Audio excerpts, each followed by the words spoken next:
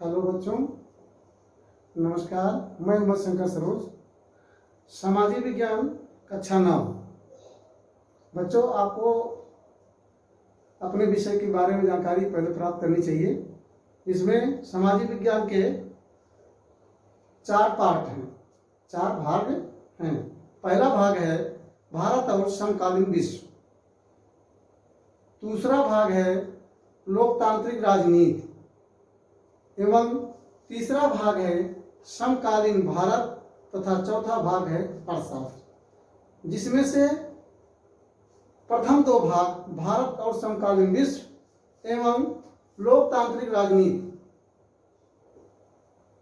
ये दोनों मिलाकर के भाग 1 तथा भाग 2 में समकालीन भारत अर्थात भूगोल, अर्थशास्त्र जिसे अर्थव्यवस्था कहा जाता है, ये दोनों मिलाकर के भाग 2 बनाया गया है। सामाजिक विज्ञान के 4 भागों में 2 भाग बना करके 2 पार्ट बनाए गए हैं, जिसमें से आपके दोनों भागों से बराबर के ही क्वेश्चन आते हैं। तो आज हम भारत और समकालीन विश्व में अर्थात इतिहास में हम जानकारी करेंगे प्रथम अध्याय के फ्रांस की क्रांति। प्रथम अध्याय में फ्रांस की क्रांति के बारे में हम जानकारी करेंगे, जिसे बच्चों फ्रांस की क्रांति के बारे में कहा गया है कि फ्रांसीसी क्रांति को क्रांतियों का अर्थात क्रांतियों की श्रृंखला में सबसे पहली क्रांति मानी जाती है। इस क्रांति से फ्रांस के इतिहास में राजनीतिक एवं सामाजिक उथल पुथल बड़ी तेजी से हुआ। तो इस क्रांति की शुरुआत 14 जुलाई सन 1789 में हुई, जो एक वर्ग द्वारा शुरू की गई, जिसे कुलीन वर्ग कहा जाता है। इस क्रांति की शुरुआत 14 जुलाई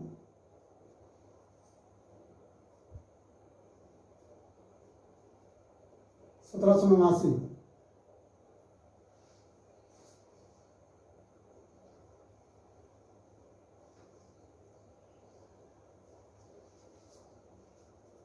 इस क्रांति में फ्रांसीसी सम्राट लुई 16वां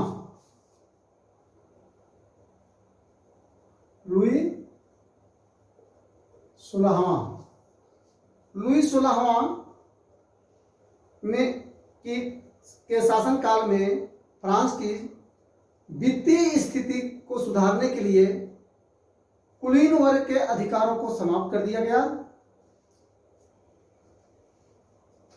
फ्रांसीसी सम्राट लुई 16वां चूंकि जब गद्दी पर बैठा, उसकी उम्र मात्र 20 वर्ष थी। तो राजनीतिक अनभिज्ञता एवं अदूरदर्शिता के कारण वह विलासिता और खर्चीलापन उसके अंदर बहुत था। लेकिन कुलीन वर्ग जब इस क्रांति में सम्मिलित हुआ, तो कुलीन वर्ग की एक संस्था जिसे पार्लेमा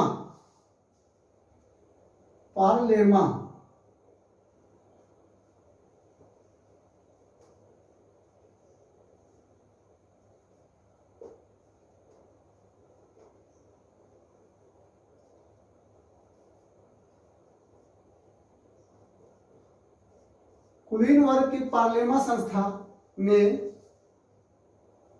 लुई 16वां के कार्यों का विरोध किया। 5 मई सन 1789 में 5 मई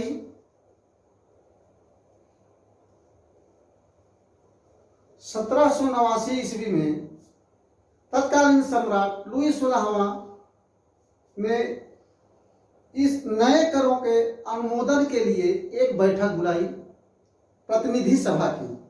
उस समय प्रतिनिधि सभा की एक बैठक बुलाई, जिसमें उस बैठक में किसानों को, महिलाएं, कामगार, तीनों लोगों को इस बैठक में प्रतिबंधित कर दिया गया था कि इस बैठक में ये सम्मिलित नहीं हो सकते हैं। तो इस प्रकार इस क्रांति को अव्यवस्थित रूप से सामाजिक, आर्थिक, राजनीतिक तथा धार्मिक रूपों द्वारा इसकी दयनीय दशा की स्थिति को सुधारने के लिए इस क्रांति के कारणों का अंकुरण हुआ, जो इस प्रकार है। प्रथम अंकुरण के रूप में हम सामाजिक कारण देखेंगे।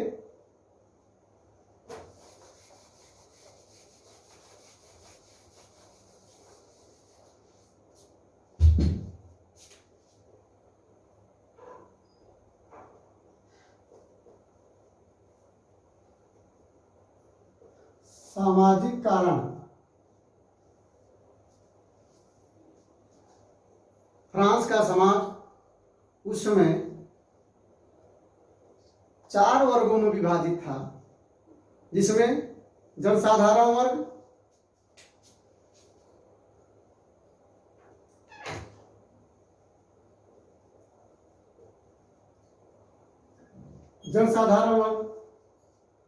यह सामान्यतः जिसमें जनसामान्य के लोग, जनता, मजदूर, कृषक, शिक्षित, समान शिक्षित वर्ग, जिन्हें कोई विशेष अधिकार नहीं प्राप्त था, ये इस सामान्य जनसाधारण वर्ग के अंतर्गत आते थे। इसमें कौन कौन आता था? नंबर 1 मजदूर वर्ग,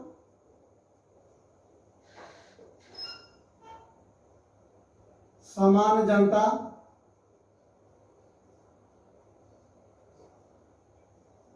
सामान्य शिक्षित वर्ग, ये इन जनसाधारण वर्गों के अंतर्गत आते थे, जिन्हें विशेष अधिकारों से इनसे वंचित रखा गया था। दूसरा वर्ग आता है, जो दूसरा वर्ग है आपका पादरी वर्ग।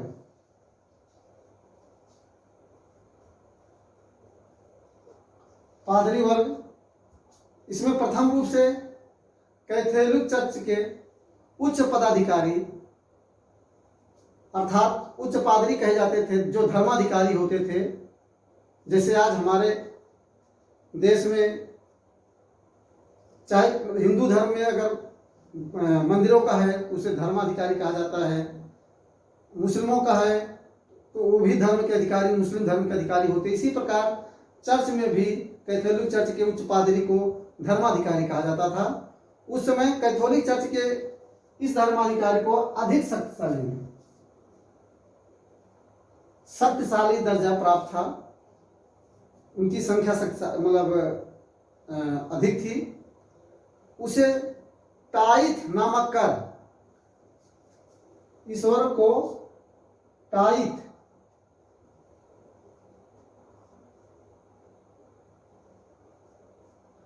टाइथ नामक कर, जो किसान की आय का 10% भाग ये वसूल करते थे। इन्हें पादरी वर्ग जो धर्माधिकारी थे, इन्हें यह विशेष अधिकार दिया गया था सम्राट की तरफ से कि जो किसान पैदावार करेंगे उसका 10% पादरी वर्ग वसूल करेंगे। इसी में दूसरा मध्यम वर्ग आता है। पादरी वर्ग में प्रथम मध्यम वर्ग जो होते थे, यह लोग शहरों में रहते थे। ये शिक्षित वर्ग, सरकारी कर्मचारी, लेखक, व्यापारी एवं पूंजीपति लोग कहे जाते थे, जो इनके पास धन और योग्यता दोनों होती थी। तो ये मध्यम वर्ग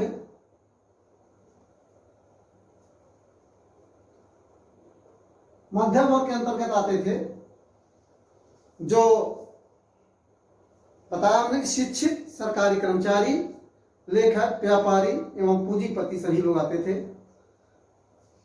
और इसी तरह इसी वर्ग में एक होता था कुलीन वर्ग।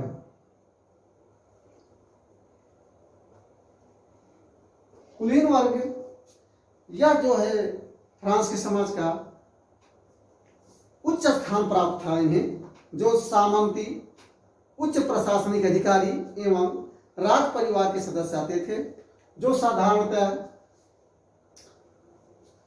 सामान्य वर्ग का, इस मतलब अर्थात जन सामान्य वर्ग का शोषण करते थे।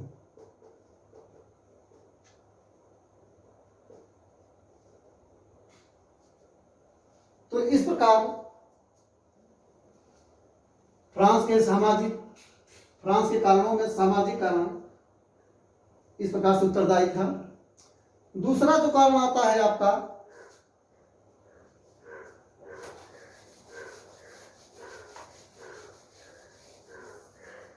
दूसरा कारण राजनीतिक कारण।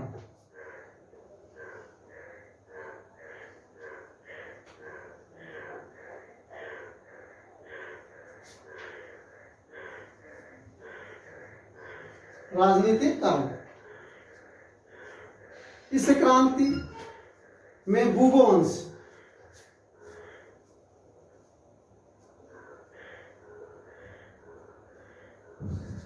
वंश के शासकों की तानाशाही के कारण इस वंश को फ्रांस की क्रांति को माना जाता है।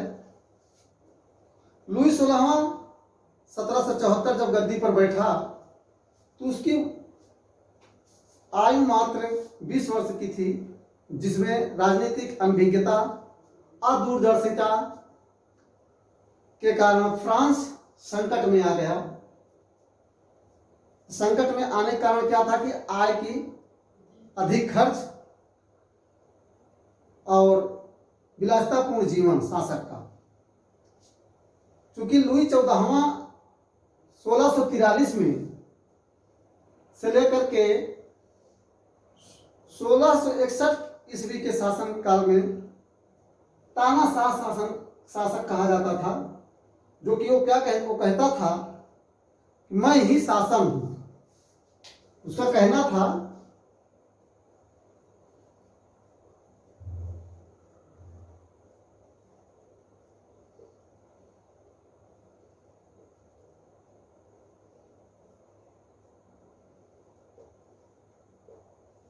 लुई 15वां कहता था कि मैं ही शासन, अर्थात मैं जो कहूंगा वही फ्रांस में होगा। उसकी इस तानाशाही से फ्रांस की क्रांति की ओर जनता उन्मुख हुई। और चूंकि ये खुद फिजूल खर्ची और विलासितापूर्ण जीवन व्यतीत करता था, उस समय ऑस्ट्रिया की राजकुमारी अर्थात लुई 16वां की धर्मपत्नी, जिसे मेरी एंतोनिएट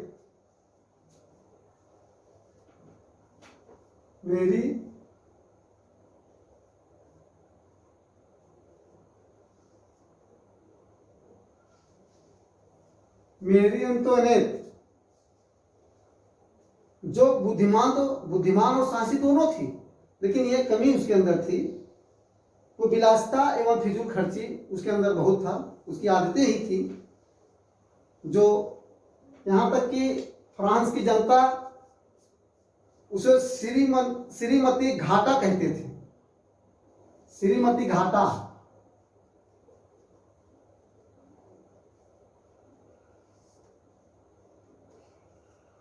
श्रीमती घाटा का मतलब कि वो फिजूल खर्ची इतनी करती थी कि रिक्त राजकोष, यानी राजकोष पूरा खाली हो चुका था, जिसके कारण वहां की जनता क्रांति की ओर उन्मुख हुई। तीसरा कारण है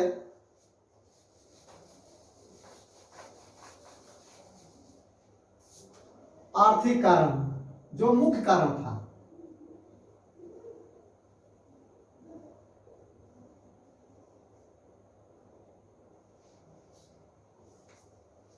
आर्थिक कारण कर एवं प्रतिबंध के व्यवहारिक और व्यवसायिक कठिनाइयों से उत्पन्न हुई। क्योंकि आर्थिक कारण जो उस समय व्यवसायी लोग थे, उन पर कर और प्रतिबंध दोनों लगा दिए गए थे, इसलिए व्यवसायिक लोग उस समय संकट उत्पन्न हुआ, जिससे रिक्त राजकोष, उच्च वर्ग में करों का मुक्त होना, क्योंकि जो फ्रांस की समाज में जो उच्च वर्ग के थे लोग, उनको कर से मुक्त किया गया था।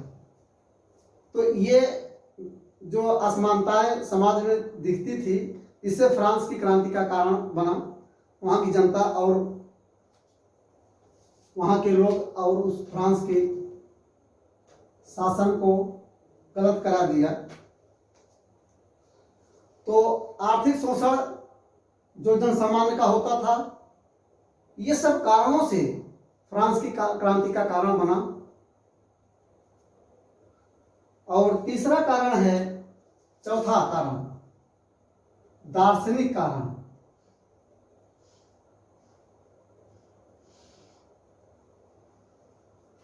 दार्शनिक कारण क्योंकि इस समय तक दार्शनिकों का प्रभाव जनता पर काफी था, जिसमें मुख्य रूप से अगर हम दार्शनिकों का नाम लेंगे तो रूसो, उस समय दार्शनिकों के रूप में रूसो था, वॉल्टेयर,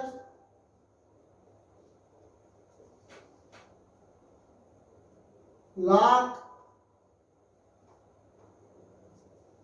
रूसो, वॉल्टेयर, लाक, और इनके जो विचार थे, जिसे रूसो का था, पुस्तक का नाम था सोशल कॉन्ट्रैक्ट।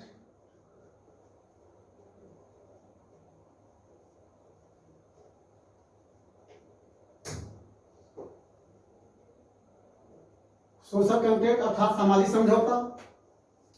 जो वॉल्टेयर की पुस्तक थी लेट दी आउट इंग्लिश, और लाक की जो पुस्तक थी टू ट्रीटाइजेज ऑफ गवर्नमेंट। तो इन पुस्तकों के कारण, इन दार्शनिकों के कारण इनके विचारों को जान करके वहां की जनता जागृत हुई, जिससे वहां की जनता सम्राट के कार्यों को, जो तानाशाही शासक था, उससे ऊब करके जनता वहां की आक्रोशित हुई। और वह जनता आक्रोशित होकर इसमें उसी समय जिसमें ये सब जनता थी, तो उसी समय तत्कालीन कारण के रूप में 1788 ईस्वी का अकाल माना जाता है, जो तत्कालीन कारण था, क्योंकि भूखमरी से लोग, अकाल कारण वहाँ भूखमरी आई थी, जिससे लोग काफी संख्या में मर रहे थे। और लुई 16वां का जो नया कानून था, प्रावधान जो आया था कानून का, इन सब चीज को दबाने के लिए जनता जो है भड़की, और जनता 14 जुलाई 1789 में ब्रास्तील के किले पर आक्रमण कर दिया। ऐसी ब्रास्तील के किले पर आक्रमण करते ही फ्रांस की क्रांति की शुरुआत हुई। तो बच्चों, आज के अध्याय में हम आपका इतिहास पार्ट चैप्टर का भाग 1 फ्रांस की क्रांति के बारे में आपको हम बताया, जिससे कि हम आपको सिलेबस के बारे में पहले ही बता चुके हैं। तो आज आप लोग फ्रांस की क्रांति पर जानकारी करें और इसे अपनी नोट्स कॉपी में तैयार करें। कहीं कोई दिक्कत आवे तो हमें अवश्य सूचना दें। नमस्कार।